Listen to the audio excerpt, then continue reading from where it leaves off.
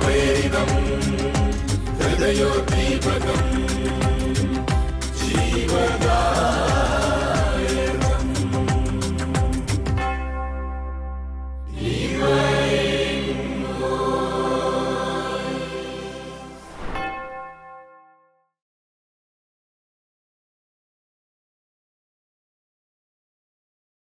ഈശോ മിശിഹായ്ക്ക് സ്തുതിയായിരിക്കട്ടെ.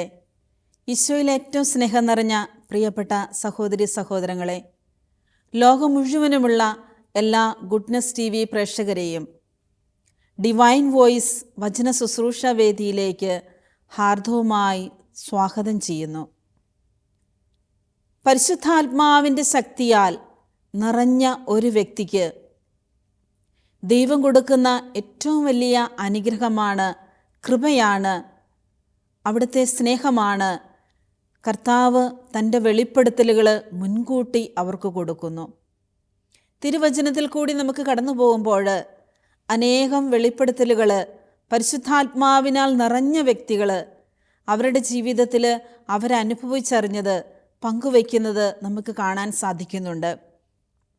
വിശുദ്ധ ലൂക്കായുടെ സുവിശേഷം 2-ാം അധ്യായം 26-ാം വാക്യത്തിൽ ഈശോയെ ദേവാലയത്തിൽ കൊണ്ടുപോയി കാഴ്ച സമർപ്പിക്കേണ്ട സമയമായപ്പോൾ വിശുദ്ധ യേശുപിതാവും പരിശുദ്ധ അമ്മയും കൂടി ഈശോയും കൊണ്ട് ദേവാലയത്തിൽ ചെല്ലുമ്പോൾ ശിമിയോൻ എന്ന് പറയുന്ന ഒരു പ്രവാചകൻ അവിടെ ഉണ്ടായിരുന്നു.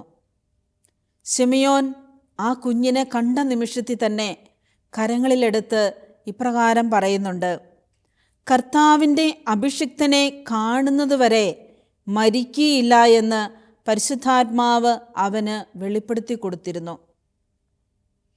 പരിശുദ്ധാത്മാവ് അവന് വെളിപ്പെടുത്തി കൊടുത്തിരുന്നു ദൈവത്തിൻ്റെ, കർത്താവിൻ്റെ അഭിഷിക്തനെ കാണാനുള്ള കൃപ. ആ യേശുവിനെ കൈകളിലെടുത്ത നിമിഷത്തിൽ തന്നെ ശിമിയോൻ പറയുകയാണ്, എൻ്റെ ഹൃദയം ആനന്ദിച്ചു, എനിക്ക് സംതൃപ്തിയായി, സന്തോഷമായി. ഞാനിതാ എൻ്റെ കണ്ണുകൾ കൊണ്ട് കർത്താവിൻ്റെ അഭിഷിക്തനെ കണ്ടു, രക്ഷകനെ ഞാൻ കണ്ടു. ആ ആനന്ദം കൊണ്ട്, സന്തോഷം കൊണ്ട് ആ കുഞ്ഞിനെ കരങ്ങളിലെടുത്തുകൊണ്ട് ശിമിയോൻ ആ നിമിഷത്തിൽ തന്നെ മനസ്സിലായി, ഇത് യേശു രക്ഷകനാണ്, ഈ ലോകത്തിലേക്ക് വരാനിരിക്കുന്ന രക്ഷകനാണെന്നുള്ള ആ വെളിപ്പെടുത്തൽ ആ ശിമിയോൻ പ്രവാചകന് ലഭിക്കുകയാണ്. അതുകൊണ്ട് തന്നെയാണ് പരിശുദ്ധ അമ്മയോട് പറയുന്നുണ്ട്, നിൻ്റെ ഹൃദയത്തിൽ കൂടി ഒരു വാള് കടന്നു പോകും, വരാൻ പോകുന്ന കാര്യങ്ങൾ മുൻകൂട്ടി പ്രവചിക്കുകയാണ്. ഇതുപോലെ നമ്മുടെ വ്യക്തി ജീവിതത്തിലും പരിശുദ്ധാത്മാവിനാൽ നിറഞ്ഞ വ്യക്തികൾക്ക് മാത്രമേ ഈ മുൻകൂട്ടിയുള്ള വെളിപ്പെടുത്തലുകൾ കർത്താവ് കൊടുക്കുകയുള്ളൂ. അങ്ങനെയുള്ളൊരു കൃപ നമുക്കുണ്ടെങ്കിൽ മനസ്സിലാക്കുക, ആത്മാവ് നമ്മളിൽ പ്രവർത്തിക്കുന്നതാണ്. പരിശുദ്ധാത്മാവിൻ്റെ ശക്തി വീണ്ടും നമുക്ക് തിരുവചനത്തിൽ കാണാൻ സാധിക്കുന്നുണ്ട്. ഈശോയുടെ ജീവിതത്തിലും ഈ വെളിപ്പെടുത്തലുകൾ മുൻകൂട്ടി ലഭിക്കുന്നുണ്ടായിരുന്നു. തൻ്റെ ജീവിതത്തിൽ വരാൻ പോകുന്ന സഹനങ്ങളെക്കുറിച്ചും പീഡനങ്ങളെക്കുറിച്ചും കുരിശുമരണത്തെക്കുറിച്ചും ഉത്ഥാനത്തെക്കുറിച്ചുമൊക്കെ ഈശോ തൻ്റെ ശിഷ്യന്മാരോട് മുൻകൂട്ടി പറഞ്ഞു. ഓരോ അവസരത്തിലും അവരോട് പറയുന്നുണ്ട്, മനുഷ്യപുത്രൻ ഒറ്റിക്കൊടുക്കപ്പെടുമെന്നും മനുഷ്യപുത്രൻ തള്ളിപ്പറയപ്പെടുമെന്നും കുരിശിൽ തറയ്ക്കപ്പെടുമെന്നും ഉയർത്തെഴുന്നേൽക്കുമെന്നും 3-ാം ദിവസം അവൻ ഉത്ഥാനം ചെയ്യുമെന്നും ഇതൊക്കെ ഈശോ പറയുന്ന പല വെളിപ്പെടുത്തലുകളും പരിശുദ്ധാത്മാവിനാൽ നിറഞ്ഞായിരുന്നു. സ്നാപകയോഹന്നാൻ പറയുന്നുണ്ട്, ഞാൻ ആർക്കാണോ സ്നാനം കൊടുക്കുന്നത് ആ സ്നാനം കൊടുക്കുന്ന സമയത്ത് പരിശുദ്ധാത്മാവ് പ്രാവിൻ്റെ രൂപത്തിൽ ഒരുവൻ്റെ മേൽ വരും. ആ വ്യക്തിയാണ് രക്ഷകൻ, ലോകത്തിൻ്റെ രക്ഷകൻ. അത് സ്നാപകയോഹന്നാനിൽ നിന്ന് ഈശോ ജോർദാനിൽ വന്ന് സ്നാനം സ്വീകരിക്കുന്ന സമയത്ത് അത് സ്നാപകയോഹന്നാന് കാണുവാനായിട്ട് സാധിച്ചു. സ്വർഗം തുറക്കപ്പെടുന്നതും ഇവൻ എൻ്റെ പ്രിയപുത്രനാണെന്നും പറഞ്ഞ് ആ വെളിപ്പെടുത്തലുകൾ, ആ സ്വരം വ്യക്തമായിട്ട് കേൾക്കാൻ സാധിച്ചു. പരിശുദ്ധാത്മാവ് പ്രാവിൻ്റെ രൂപത്തിൽ വരുന്നതും ഈ വെളിപ്പെടുത്തൽ പരിശുദ്ധാത്മാവിൻ്റെ കൃപയാണ്. സ്നാപകയോഹന്നാനും അത് ലഭിച്ചു. പ്രിയപ്പെട്ടവർ, ഇതുപോലെ പരിശുദ്ധാത്മാവിനാൽ നിറഞ്ഞു ജീവിക്കുന്ന ഓരോ വ്യക്തികളുടെ ജീവിതത്തെയും ദൈവം നയിക്കും. വരാൻ പോകുന്ന സഹനങ്ങളെക്കുറിച്ച്, ആപത്തുകളെക്കുറിച്ച്, അപകടങ്ങളെക്കുറിച്ചൊക്കെ ദൈവം വെളിപ്പെടുത്തി തരും. എന്നാൽ ചില വെളിപ്പെടുത്തലുകൾ അത് നമ്മൾ അനുഭവിക്കേണ്ടതാണെങ്കിൽ അത് ദൈവം അനുവദിക്കും. അത് മുൻകൂട്ടി ചിലപ്പോൾ പറഞ്ഞു തന്നെന്നിരിക്കുകയില്ല. പക്ഷെ ദൈവത്തിൻ്റെ കൃപ എന്താണോ നമ്മളോട് അരുളി ചെയ്യണമെന്ന് ദൈവം ആഗ്രഹിക്കുന്നത്, അത് ദൈവം ആവശ്യ സമയത്ത് നമ്മളെ നയിക്കുന്ന, ശക്തിപ്പെടുത്തുന്ന അനുഭവങ്ങൾ നമുക്ക് പലപ്പോഴും പല വ്യക്തികളിൽ നിന്നും. ഞാൻ ഓർക്കുകയുണ്ട്, ഞങ്ങളുടെ സ്ഥാപക പിതാവായ മോൺസിഞ്ഞോ CJ വർക്കിയച്ഛൻ്റെ കൂടെ അച്ഛൻ്റെ അവസാന കാലഘട്ടങ്ങളിൽ അച്ഛനെ ശുശ്രൂഷിക്കുവാനും അച്ഛൻ്റെ കൂടെയായിരിക്കുവാനുമൊക്കെ സാധിച്ച അവസരങ്ങളിൽ പലപ്പോഴും ഞാൻ കണ്ടിട്ടുണ്ട്.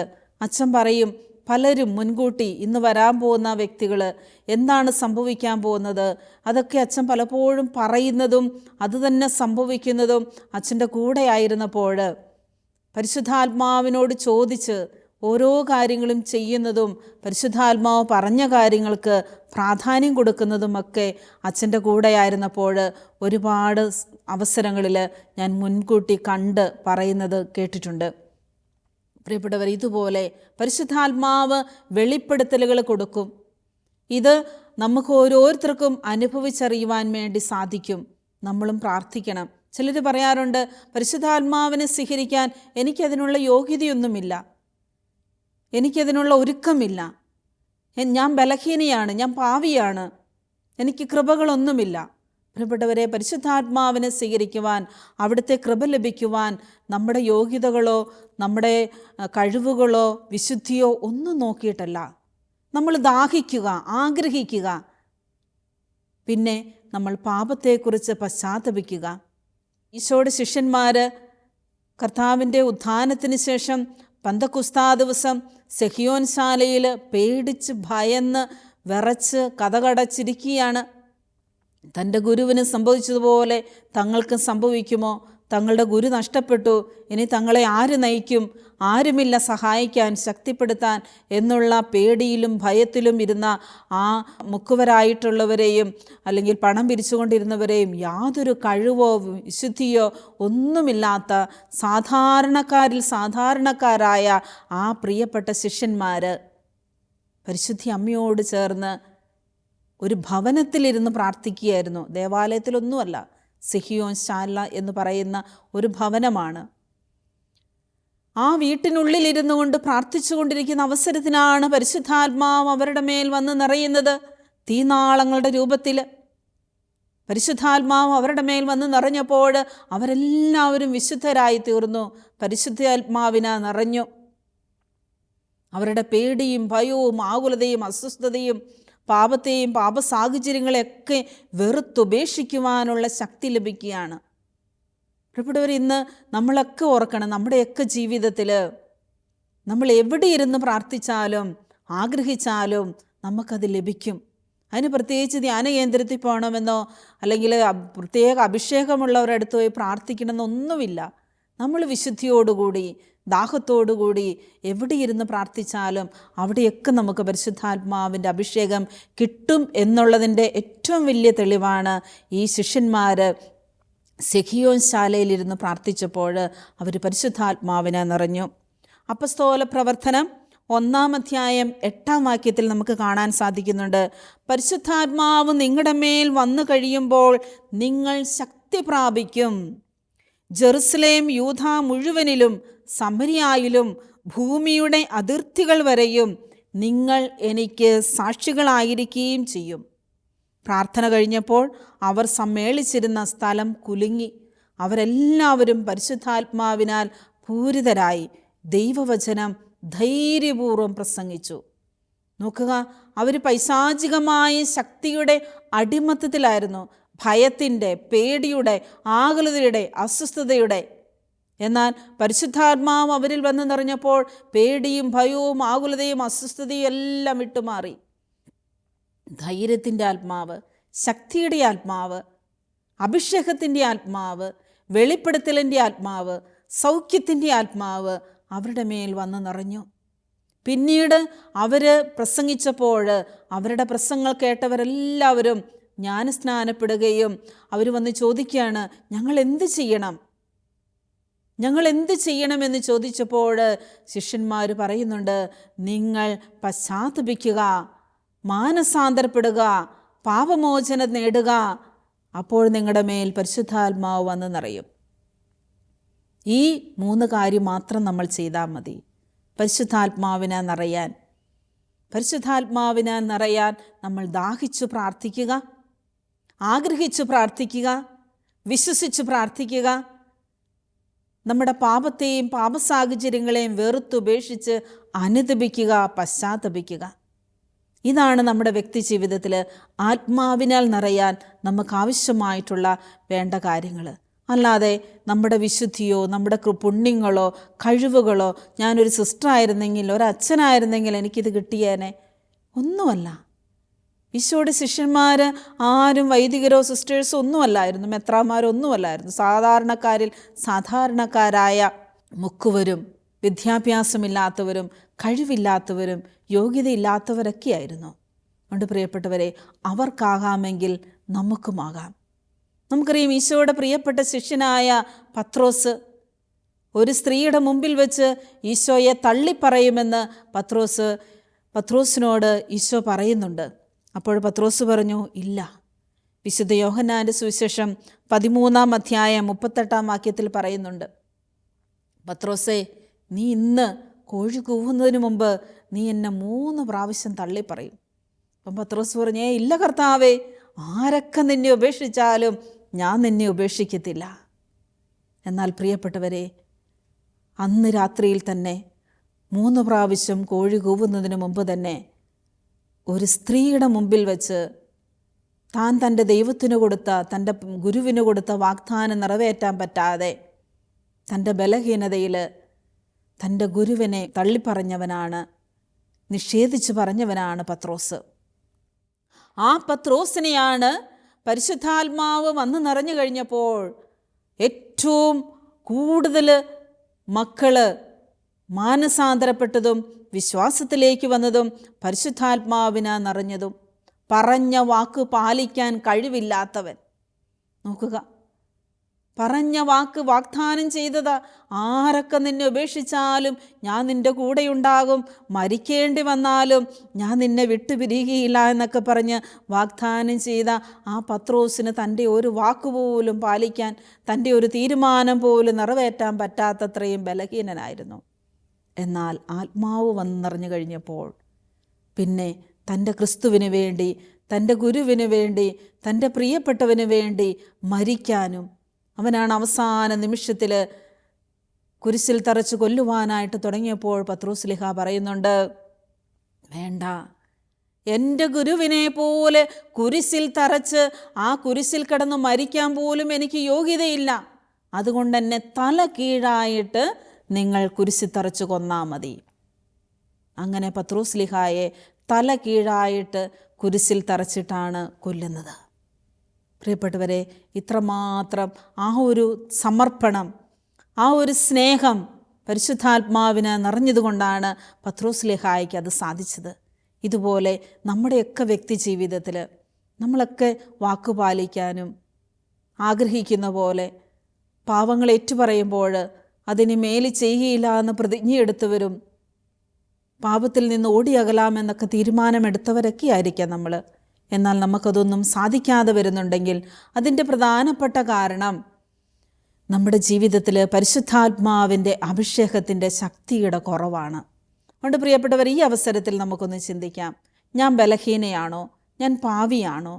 എനിക്കെൻ്റെ ആഗ്രഹത്തിനനുസരിച്ച്, എന്നെക്കുറിച്ചുള്ള ദൈവത്തിൻ്റെ പദ്ധതിക്കനുസരിച്ച് എനിക്ക് മുന്നോട്ട് പോകാൻ പറ്റുന്നില്ലേ? എൻ്റെ വിശുദ്ധി പലപ്പോഴും നഷ്ടപ്പെട്ടു പോകുന്നുണ്ടോ? ഞാൻ തളർന്നു പോകുന്നുണ്ടോ? എനിക്ക് വാക്ക് പാലിക്കാൻ പറ്റുന്നില്ലേ? ചില വ്യക്തികളുണ്ട്, സിസ്റ്റർ, എനിക്ക് ആഗ്രഹമുണ്ട്, മദ്യപാനമൊക്കെ ഉപേക്ഷിക്കണം, എൻ്റെ ജീവിത പങ്കാളിയെ സ്നേഹിക്കണം, എൻ്റെ മക്കളെ സ്നേഹിക്കണം, നല്ലൊരപ്പനാകണം, നല്ലൊരമ്മയാകണം, നല്ലൊരു ഭാര്യയാകണം, നല്ലൊരു ഭർത്താവാകണം, നല്ലൊരു മകനായി മകളായി ജീവിക്കണമെന്നൊക്കെ ആഗ്രഹമുണ്ട് സിസ്റ്ററെ, പക്ഷെ പറ്റുന്നില്ല. എന്നാൽ പ്രിയപ്പെട്ടവരെ, നമ്മൾ ആഗ്രഹിക്കുന്നതിനനുസരിച്ച്, ദൈവത്തിൻ്റെ ആഗ്രഹത്തിനനുസരിച്ച് നമുക്ക് വളരാൻ സാധിക്കണമെങ്കിൽ നമ്മളിൽ പരിശുദ്ധാത്മാവ് വന്ന് നിറയണം.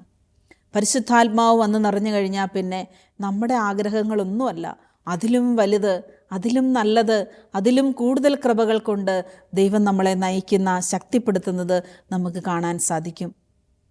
അതാണ് പാവനിയായ സ്ത്രീയുടെ ജീവിതത്തിലും സമരിയാക്കാരിയായ സ്ത്രീയുടെ ജീവിതത്തിലും സംഭവിച്ചത്. സമരിയാക്കാരി സ്ത്രീയുടെ ദാഹം, അവൾ നട്ടുച്ചയ്ക്കാണ് വെള്ളം കോരാനായിട്ട് വരുന്നത്. നമുക്കറിയാം, ഒരു സ്ത്രീകൾ പോലും നട്ടുച്ചയ്ക്ക് വെള്ളം കോരാൻ വരത്തില്ല. എന്നാൽ ആ ഉച്ച സമയത്ത് വെള്ളം കോരാൻ വന്ന ആ സ്ത്രീയുടെ ദാഹം എന്താണെന്ന് ആർക്കും തിരിച്ചറിയാൻ സാധിച്ചില്ല. പക്ഷേ കർത്താവിന് തിരിച്ചറിയാൻ സാധിച്ചു. അവളുടെ ദാഹം ശമിപ്പിക്കുവാൻ, അവളെ വിശുദ്ധീകരിക്കുവാൻ, അവളെ സൗഖ്യപ്പെടുത്തുവാൻ, അവളെ രക്ഷിക്കുവാൻ വേണ്ടി കർത്താവ് തന്നെ അവൾക്ക് വേണ്ടി കാവലിരിക്കുകയാണ്, കാത്തിരിക്കുകയാണ്. അവൾ വെള്ളം കോരാൻ വന്നപ്പോൾ അവളുടെ അടുക്കൽ ചെന്ന് കർത്താവ് ചോദിക്കുകയാണ്, നീ എനിക്കൊരു പാത്രം വെള്ളം തരിക.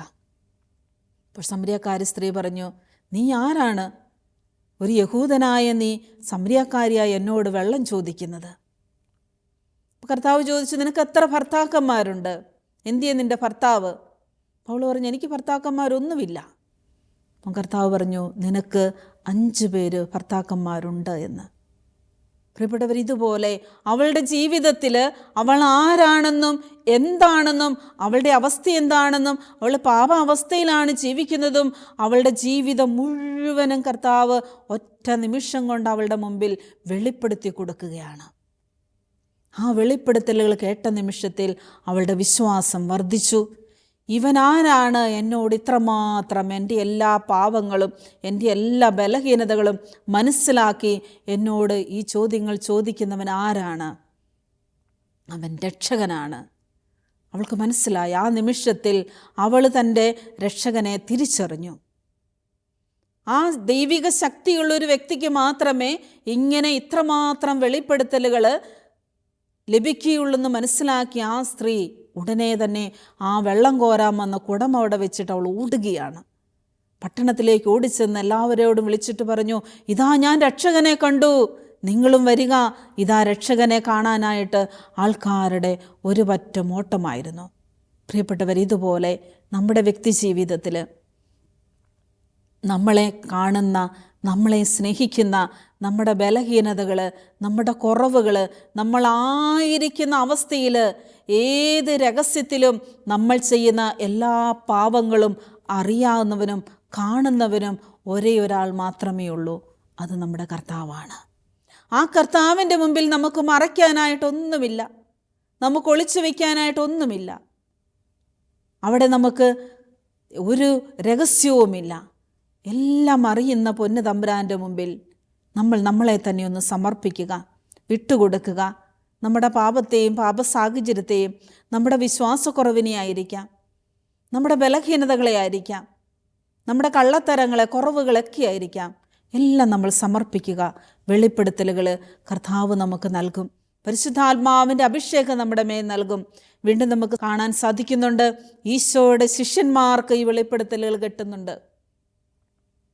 പത്രോസ്ലിഹ അപ്പസ്തോല പ്രവർത്തനം 5-ാം അധ്യായം 3-ാം വാക്യത്തിൽ അനനിയാസിനോട് ചോദിക്കുന്നുണ്ട്, അനനിയാസെ, പരിശുദ്ധാത്മാവിനെ വഞ്ചിക്കുവാനും പറമ്പിൻ്റെ വിലയുടെ ഒരംശം മാറ്റിവെക്കാനും സാത്താൻ നിന്റെ ഹൃദയത്തെ പ്രേരിപ്പിച്ചത് എങ്ങനെ? നോക്കുക, അനനിയാസും കുടുംബവും തങ്ങളുടെ സ്വത്തും പറമ്പും വിറ്റുകിട്ടിയ പണം ആരും അറിയാതെ കുറച്ച് മാറ്റിവെച്ചു, അവരുടെ നിത്യ ജീവിത ആവശ്യത്തിനു വേണ്ടി. പക്ഷേ പത്രോസ് അത് പിടിച്ചു. പത്രോസ് അത് കണ്ടെത്തി. പത്രോസ് പറഞ്ഞു, മകനെ, നീ എന്തിനാണ് നിൻ്റെ സ്വത്തിൻ്റെ പകുതി നീ മാറ്റിവെച്ചത്? നീ എന്തിനാണ് കർത്താവിനെ പരീക്ഷിക്കുന്നത്? പരിശുദ്ധാത്മാവിനെ പറ്റിക്കാനായിട്ട് ആരെങ്കിലും നോക്കിയാൽ അത് അവൻ്റെ അവസാനമായിരിക്കും എന്നുള്ളതിൻ്റെ ഏറ്റവും വലിയ തെളിവാണ് അനനിയാസ് അവിടെ പിടഞ്ഞു മരിക്കുകയാണ്. അനനിയാസിൻ്റെ ഭാര്യ വന്നു. ഭാര്യയും ഇതേ തെറ്റ് തന്നെ ആവർത്തിച്ചു. പ്രിയപ്പെട്ടവരെ, ഇതുപോലെ നമ്മുടെ വ്യക്തി ജീവിതത്തിൽ ദൈവം ഒരിക്കലും പൊറുക്കാത്ത ഒരു തെറ്റുണ്ട്. പരിശുദ്ധാത്മാവിനെതിരായി നമ്മൾ പരീക്ഷിക്കുകയോ പരിശുദ്ധാത്മാവിനെതിരായിട്ട് തെറ്റ് ചെയ്യുകയോ പിറുപിറുക്കുകയോ പരിശുദ്ധാത്മാവിനെ കളിയാക്കുകയോ പരിശുദ്ധാത്മാവിൻ്റെ പ്രവർത്തനങ്ങളെ തിരസ്കരിക്കുകയോ നിന്ദിക്കുകയോ ചെയ്താൽ ദൈവം ഒരിക്കലും ക്ഷമിക്കത്തില്ല. നമുക്കതിന് ശിക്ഷ കിട്ടുമെന്നുള്ളതിൻ്റെ ഏറ്റവും വലിയ അടയാളം അവിടെയാണ്. അതുകൊണ്ട് നമ്മുടെ ജീവിതത്തിൽ ദൈവത്തിൻ്റെ സ്നേഹവും പരിശുദ്ധാത്മാവിൻ്റെ അഭിഷേകവും ശക്തിയും നമുക്ക് ലഭിക്കണമെങ്കിൽ നമ്മൾ ഒരിക്കലും ദൈവത്തെ പരീക്ഷിക്കാനായിട്ട് പോകരുത്. അല്ലെങ്കിൽ നമ്മുടെ ജീവിതത്തിൽ ഒരിക്കലും നമ്മൾ പരിശുദ്ധാത്മാവിനെതിരായിട്ട് ചിന്തിക്കുകയോ പറയുകയോ പ്രവർത്തിക്കുകയോ ഒന്നും ചെയ്യരുത്. ഒരിക്കലും ഒരു സിസ്റ്റർ ധ്യാനത്തിന് ചെന്നപ്പം പറഞ്ഞു, സിസ്റ്ററെ, ഈ പരിശുദ്ധാത്മാവിൻ്റെ ഭാഷാവരം എന്നൊക്കെ പറഞ്ഞ് നിങ്ങൾ ഈ സ്തുതിക്കുന്നതും അല്ലെങ്കിൽ പ്രാർത്ഥിക്കുന്നതൊക്കെ എന്താണ്? ഇതൊക്കെ വ്യാജമല്ലേ? പലരും പറയാറുണ്ട്, കരിസ്മാറ്റിക് പ്രസ്ഥാനമൊക്കെ ആരംഭത്തിൽ തുടങ്ങിയപ്പോൾ ഇതുപോലെ വിമർശനങ്ങൾ ഒരുപാട് സഭയിൽ ഉയർന്നതാണ്. എന്തു ഭാഷാവരം, എന്തു സ്തുതിപ്പ്, ഇങ്ങനെ ലാലാലാല എന്നൊക്കെ പറഞ്ഞ് സ്തുതിക്കുന്നു, അതിനെയൊക്കെ വിമർശിക്കുകയും കുറ്റപ്പെടുത്തുകയൊക്കെ ചെയ്തവരുണ്ട്. പക്ഷെ ഇന്ന് അങ്ങനെ പറഞ്ഞവരൊക്കെ തിരുത്തി. അവർക്കൊക്കെ അതിൻ്റെ ശക്തി എന്താണെന്ന് മനസ്സിലാക്കാൻ സാധിച്ചു. പരിശുദ്ധാത്മാവിനെ നമുക്ക് കളിയാക്കാനോ പരിഹസിക്കാനോ ഒന്നും പറ്റത്തില്ല. പക്ഷെ ധ്യാനത്തിൻ്റെ അവസാന നിമിഷത്തിൽ ഈ ഭാഷാവരം എനിക്ക് വേണ്ട, ഈ ഭാഷാവരം എന്ന് പറയുന്നത് ഒന്നില്ല, ഇതൊന്നും എനിക്കിഷ്ടമില്ല എന്ന് പറഞ്ഞ ആ സിസ്റ്ററിന് തന്നെയാണ് കർത്താവ് ഏറ്റവും ആദ്യം ആ ധ്യാനത്തിൽ ഭാഷാവരം കൊടുത്തത്. പ്രിയപ്പെട്ടവരെ, നമ്മൾക്ക് ദൈവത്തിൻ്റെ സ്നേഹവും കരുതലും നമ്മൾ അനുഭവിച്ചറിയുന്ന ആ ശക്തിയാണ് ആത്മാവ് നമ്മളിൽ വന്നു കഴിയുമ്പോൾ ദൈവത്തോട് ചേർന്ന് ജീവിക്കാൻ, നമ്മുടെ ബലഹീനതകൾ, നമുക്ക് ചെയ്യാൻ പറ്റാത്ത പലതും ചെയ്യുവാൻ, നല്ലൊരു കുടുംബജീവിതം നയിക്കാൻ, നല്ലൊരു സമർപ്പണ ജീവിതം നയിക്കുവാൻ, നല്ലൊരു പൗരോഹിത്യ ജീവിതം നയിക്കുവാൻ ദൈവം നമ്മളെ ശക്തിപ്പെടുത്തുന്ന ഒരവസരമാണ് ആത്മാവിൻ്റെ അഭിഷേകത്താൽ നമ്മൾ നിറയുമ്പോൾ. നമുക്ക് പ്രാർത്ഥിക്കാം, പരിശുദ്ധാത്മാവിൻ്റെ അഭിഷേകത്താൽ ഞങ്ങളെ നിറയ്ക്കണമേ, ശക്തിപ്പെടുത്തണമേ എന്ന് നമുക്ക് പ്രാർത്ഥിക്കാം. വിശുദ്ധ ലൂക്കായുടെ സുവിശേഷം 4-ാം അധ്യായം 1-ാം വാക്യത്തിൽ യേശു പരിശുദ്ധാത്മാവിനെ നിറഞ്ഞു. പ്രാവിൻ്റെ രൂപത്തിൽ പരിശുദ്ധാത്മാവ് യേശുവിൻ്റെ മേൽ വന്ന് നിറഞ്ഞു. ഇതുപോലെ പരിശുദ്ധാത്മാവിൻ്റെ അഭിഷേകം ശക്തമായിട്ട് നമ്മളിൽ ഓരോരുത്തരിലും നിറയാൻ, സെഹിയോൻ ശാലി ശിഷ്യന്മാരിൽ നിറഞ്ഞതുപോലെ നമ്മളിൽ നിറയാൻ ഒരു വിശുദ്ധീകരണം, ഒരു കത്തൽ, എവിടെയൊക്കെയാണോ നമ്മൾ ഉരുകി കത്തി വിശുദ്ധീകരിച്ച് ഇല്ലാതായി തീരേണ്ടത്, നമ്മുടെ പാപത്തെയും പാപസാഹചര്യങ്ങളെയൊക്കെ കത്തിച്ച് ചാമ്പലാക്കി വിശുദ്ധീകരിച്ച് ഞങ്ങളെ അഭിഷേകം ചെയ്യണമേ എന്ന് പരിശുദ്ധാത്മാവിനോട് നമുക്ക് പ്രാർത്ഥിക്കാം. നമ്മുടെ ബലഹീനതകളിലേക്ക്, കുറവുകളിലേക്ക്, വീണ്ടും വീണു പോകുന്ന പാപസാഹചര്യങ്ങളിലേക്ക്, ദുശീലങ്ങളിലേക്ക്, തഴക്കദോഷങ്ങളിലേക്ക് ആത്മാവെ ഞങ്ങളിൽ വന്ന് നിറയണമേ.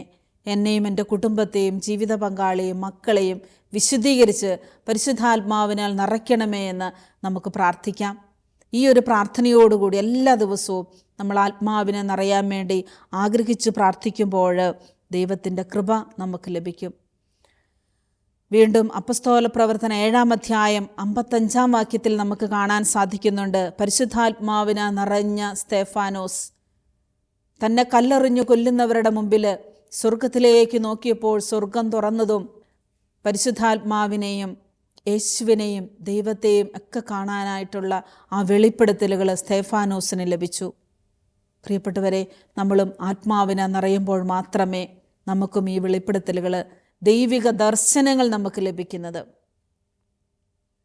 തന്നെ കല്ലെറിഞ്ഞ ആ കൊന്നവരോട് പോലും, തന്നെ കൊല്ലുവാനായിട്ട് കല്ലെറിഞ്ഞ് കൊല്ലുവാനായിട്ട് തന്നെ കൂട്ടിക്കൊണ്ട് വന്നവരോട് പോലും ദൈവമേ ഇവരോട് ക്ഷമിക്കണമേ, ഇവരറിയാതെ ചെയ്യുന്നതാണ് എന്ന് പറഞ്ഞ് അവരോട് ക്ഷമിച്ച് അവരെ അനുഗ്രഹിച്ച് പ്രാർത്ഥിച്ച് മരണം വരിക്കുവാനും, ആ സമയത്ത് മുട്ടുകുത്തി നിന്ന് കണ്ണുകൾ ഉയർത്തി സ്വർഗത്തിലേക്ക് നോക്കിയപ്പോൾ സ്വർഗീയ ദർശനം കാണാനും ഈ സ്തെഫാനോസിന് സാധിച്ചത് തന്നെ വിട്ടുകൊടുത്തപ്പോൾ, ക്ഷമിക്കുവാൻ തയ്യാറായപ്പോൾ. നമുക്കും പ്രാർത്ഥിക്കാം. നമ്മുടെ കുടുംബജീവിതത്തിൽ, വ്യക്തി ജീവിതത്തിൽ പരിശുദ്ധാത്മാവെ വന്ന് നിറയാൻ തടസ്സമായി നിൽക്കുന്നതെല്ലാം എടുത്തു മാറ്റണമേ. ആത്മാവിനെ നിറയ്ക്കണമേ, ശക്തിപ്പെടുത്തണമേ. പരിശുദ്ധി അമ്മേ മാതാവേ, ശിഷ്യ സമൂഹത്തെ ശക്തിപ്പെടുത്തിയതുപോലെ ഒരു പുതിയൊരു പന്തക്കുസ്ത അനുഭവം ഞങ്ങളിലും വന്ന് നിറയാൻ അമ്മ ഞങ്ങൾക്ക് വേണ്ടി മധ്യസ്ഥം വഹിക്കണമേ എന്ന് നമുക്ക് പ്രാർത്ഥിക്കാം. നന്മ നിറഞ്ഞ മറിയമേ സ്വസ്തി, കർത്താവ് അങ്ങയുടെ കൂടെ സ്ത്രീകളിൽ അങ്ങ് അനുഗ്രഹിക്കപ്പെട്ടവളാകുന്നു. അങ്ങയുടെ ഉദരത്തിൻ ഫലമായി ഈശോ അനുഗ്രഹിക്കപ്പെട്ടവനാകുന്നു. പരിശുദ്ധ മറിയമേ തമ്പുരാൻ്റെ അമ്മേ, പാപികളായ ഞങ്ങൾക്ക് വേണ്ടി എപ്പോഴും ഞങ്ങളുടെ മരണസമയത്തും തമ്പുരാനോട് അപേക്ഷിക്കണമേ. ആമേൻ.